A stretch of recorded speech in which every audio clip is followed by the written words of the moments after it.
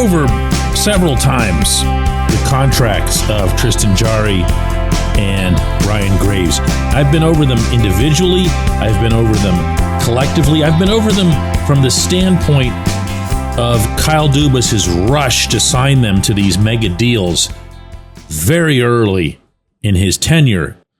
What I've not done until now is to try to actually solve the two players. Good morning to you. Good Tuesday morning. I'm Dejan Kovacevic of DK Pittsburgh Sports, and this is Daily Shot of Penguins. It comes your way bright and early every weekday. If you're into football and or baseball, I also offer daily shots of Steelers and Pirates, the other two teams in town that I cover, the same place that you found this.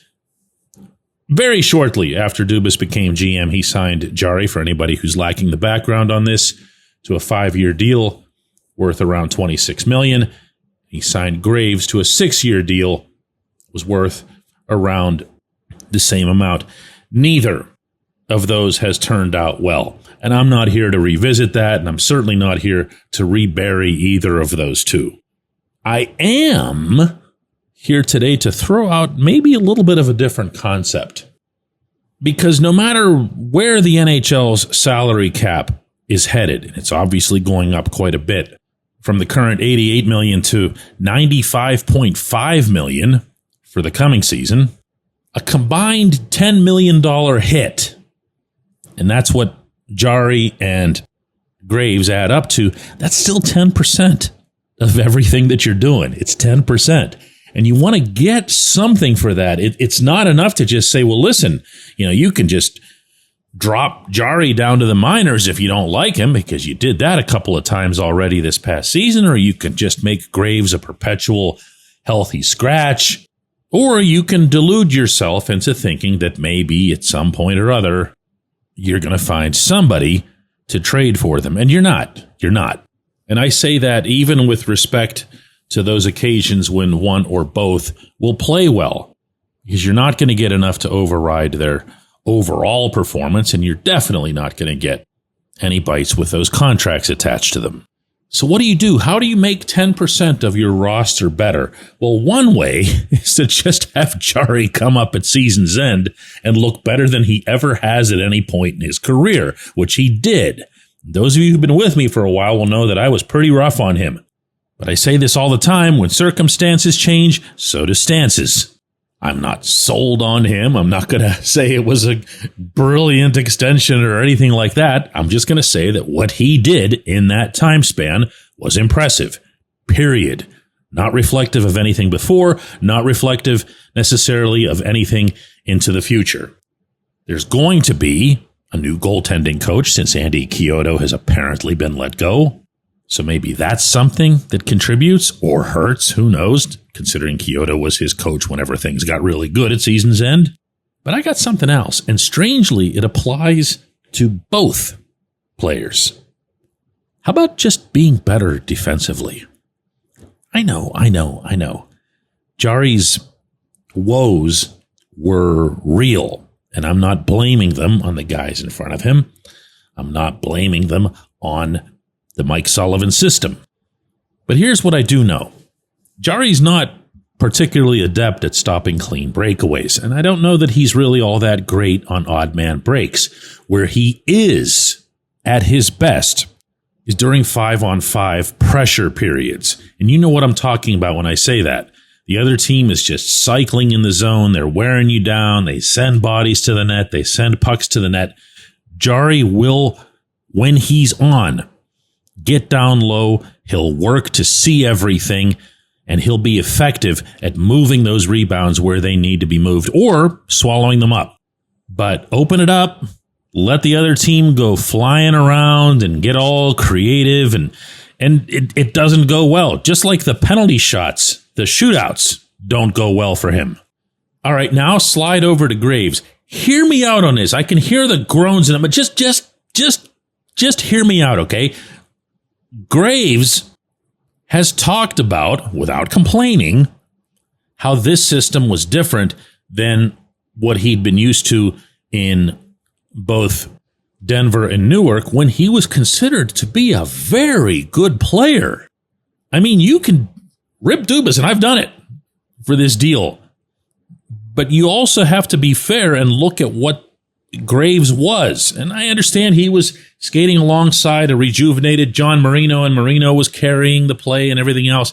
But Graves was still good. He was still very much of use. In fact, he was on New Jersey's top pairing. But he also was not expected to join or lead the rush with either of those teams. He was not expected to pinch as liberally as Sullivan's teams always have, and by the way, in New York, always will. And in a weaker moment, Graves will allow that system wasn't necessarily the best fit for him. Well, I don't think it requires much of a straying out onto the limb to presume that whoever Dubas hires will be someone who comes in and installs a different system that does not rely anywhere near as much on defensemen being active up the boards. In fact, what I've heard from the inside over there is that the Penguins are looking for two things out of the defensemen they add. Be big, and by the way, be left-handed. Well, Graves is both of those things.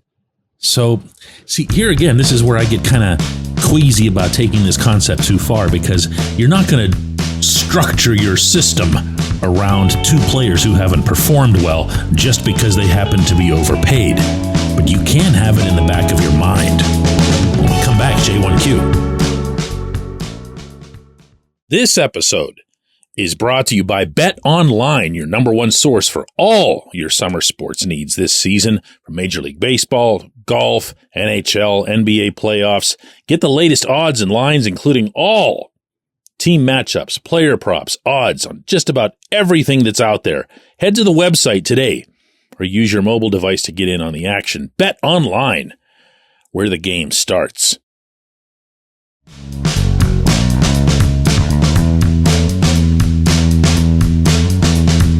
Today's J1Q comes from Jacoby, who says, DK, I thought the omissions of Erik Karlsson and Andrei Kopitar were pretty egregious oversights on the NHL's quarter-century team that just came out. And I'm not saying that someone like Zdeno Chara or Austin Matthews don't deserve recognition, but not having Nikita Kucherov, Duncan Keith, Drew Doughty, Jonathan Quick, Jonathan Taves, any of those guys was kind of strange.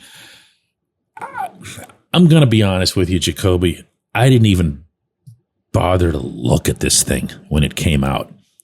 But I did get your entry here, and you kind of piqued my curiosity. Normally, I'd have paid no attention to this stuff. All decade, all this. At least all century was fun.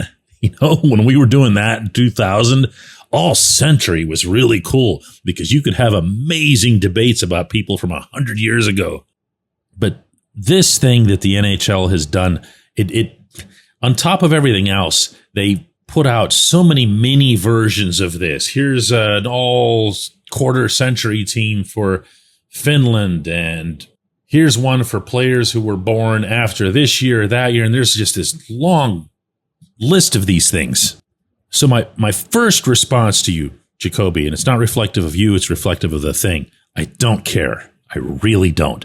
To me, the NHL invalidated every bleeping list it'll ever do that sounds like this by leaving Evgeny Malkin off the all-time top 100. And by the way, isn't it a riot? The two guys that made that list, and you mentioned them, Keith and Taves, didn't make this one. Well, Gino did make this one. Sid made this one. Marc-Andre Fleury made it. But really, honestly, the whole thing is so dumb. They had 3 defensemen and 6 goalies. They had no Scott Niedermayer, which is insane, considering what he did for both the Devils and the Ducks. Neither of Victor Hedman or Andrei Vasilevsky from the Lightning. I'm sorry, it's just dumb, okay? This is dumb. So Karlsson not making it wouldn't surprise me in that context, but I'll also, in the spirit of how upbeat these things are supposed to be, and they're supposed to be a celebration, I'll share this with you. Karlsson would want more than anything to be on the all-Sweden quarter-century team, which he was. That stuff is really important to him. And the two defensemen on that team were him and, yeah, you know who. So that's pretty nice company to keep. I appreciate the question. I appreciate everybody who listens to Daily Shot of Penguins. And by the way, if you don't know who you know who is, if you don't know that that's Nick Lidstrom, just don't ever come back. For all the rest of you, we'll have another one of these tomorrow.